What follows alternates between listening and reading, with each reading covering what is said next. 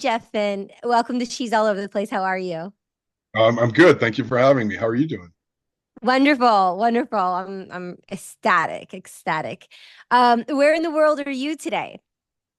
I am in that strange perimeter known as Los Angeles. How about you? Got it. Yeah. I'm in Chiang Mai. I'm in Thailand right now. Yeah. Oh, right on. Yeah.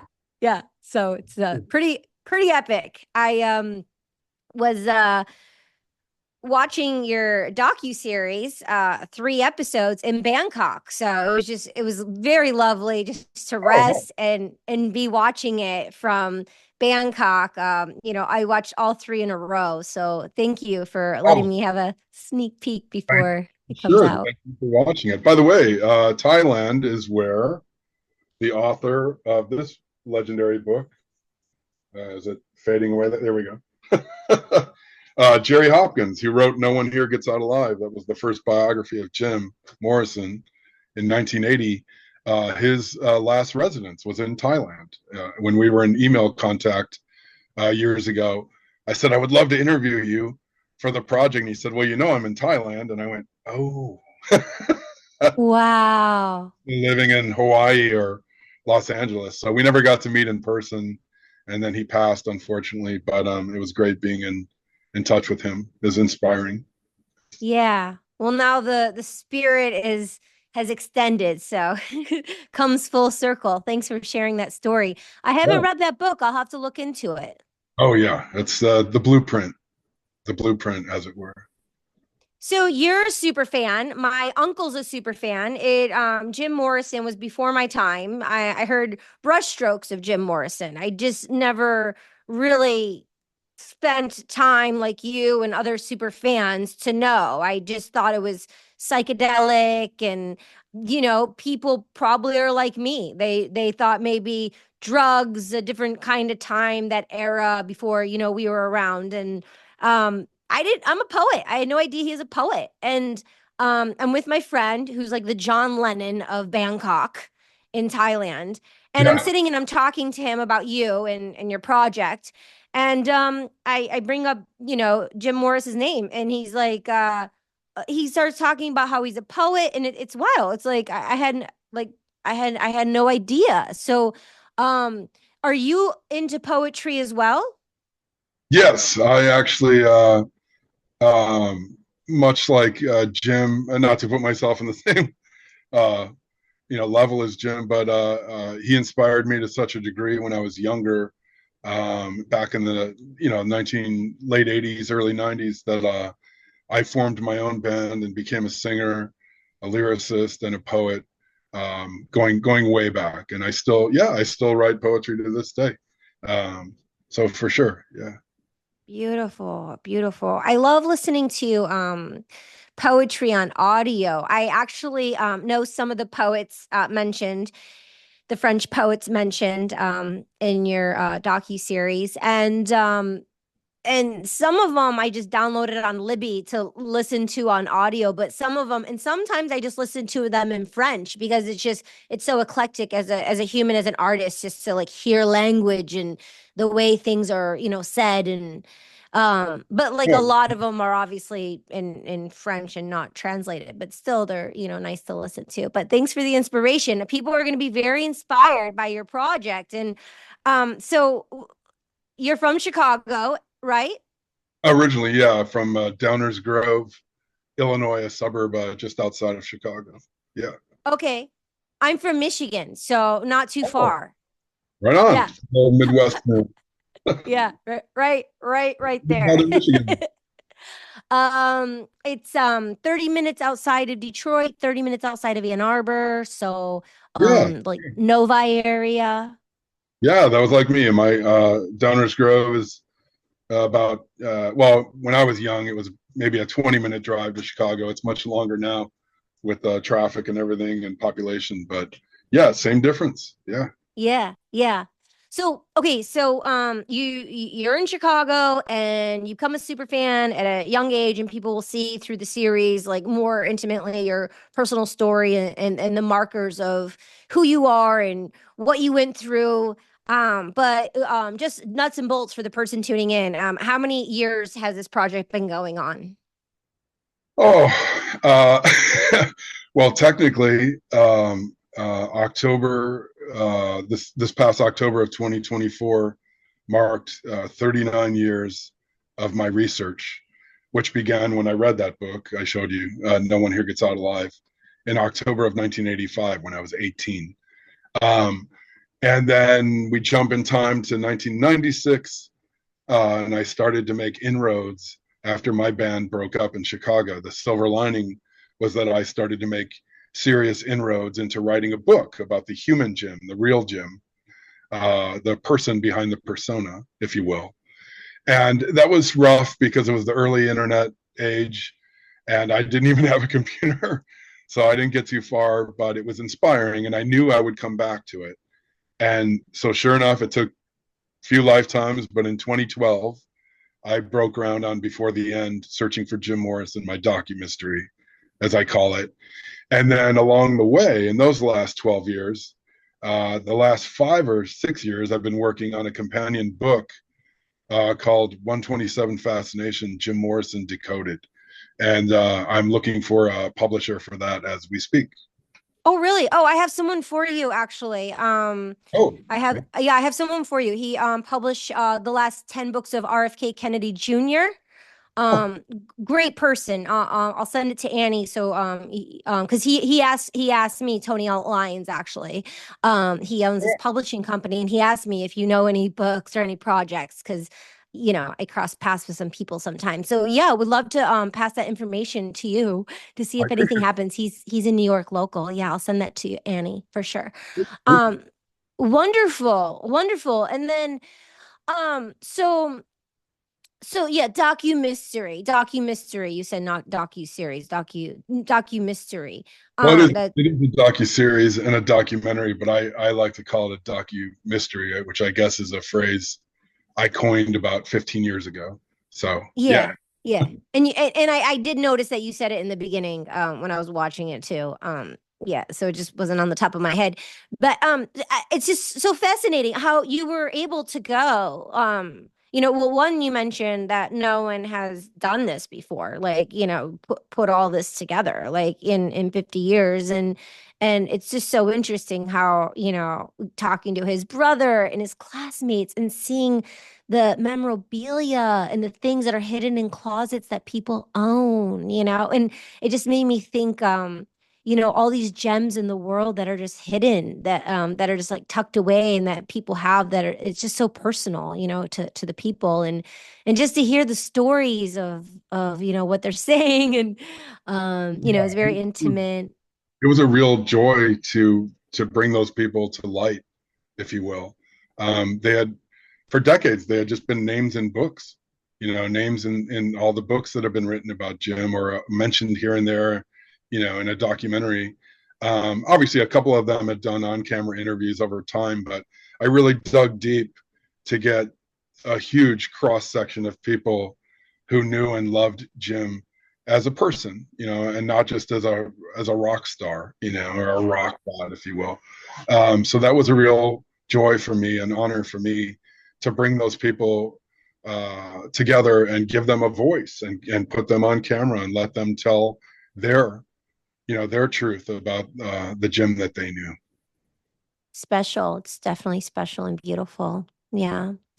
I also really thought it was really interesting with the scientists and going into the lab with the glass, and the fingerprints, and it's scientific. Like I mean, it really goes all over the place, this documentary. I mean, and I mean, you touch on heartfelt topics, but you also go in there, like a scientist, not only like a journalist, as a documentarian, like a filmmaker, but like as a scientist.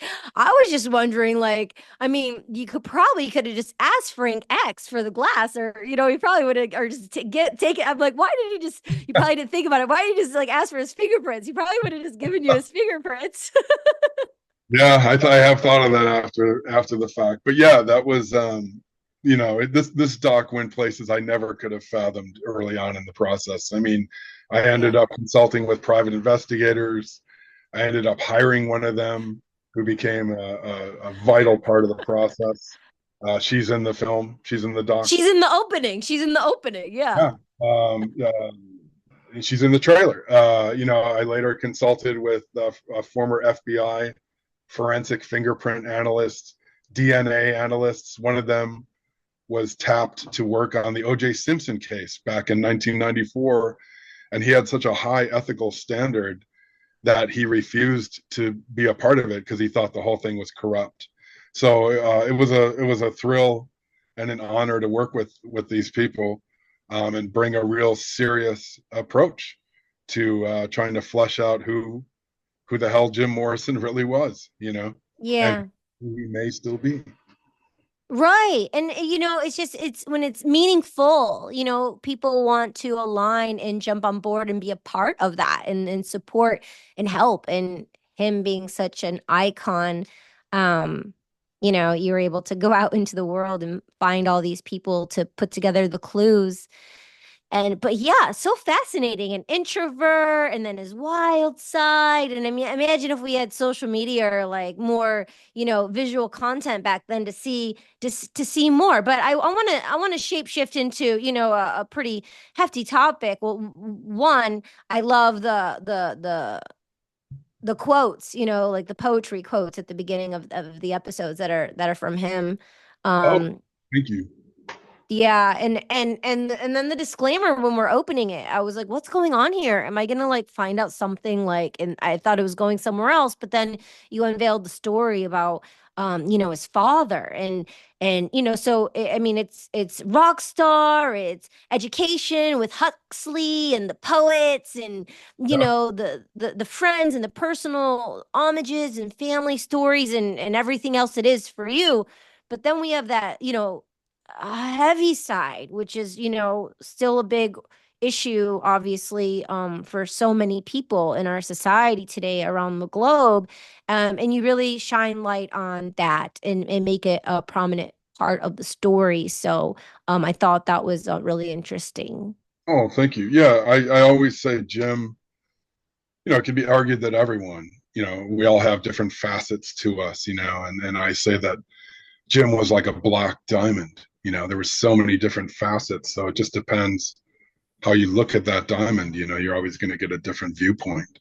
And one of those viewpoints, unfortunately, as is the case far too often, entails his alleged sexual abuse as a child. And that's a tricky topic, And can I prove anything definitively? No, of course not.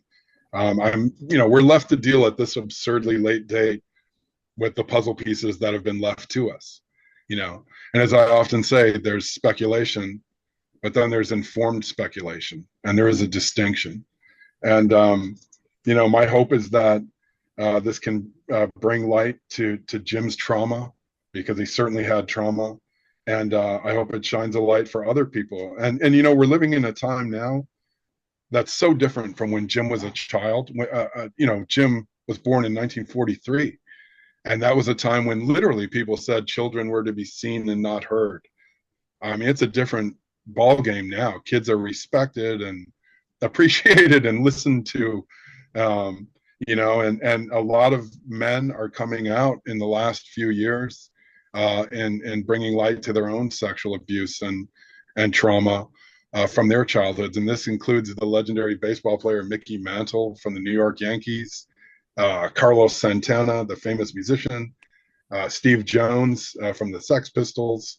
I mean, it goes on and on. Unfortunately, the list is vast.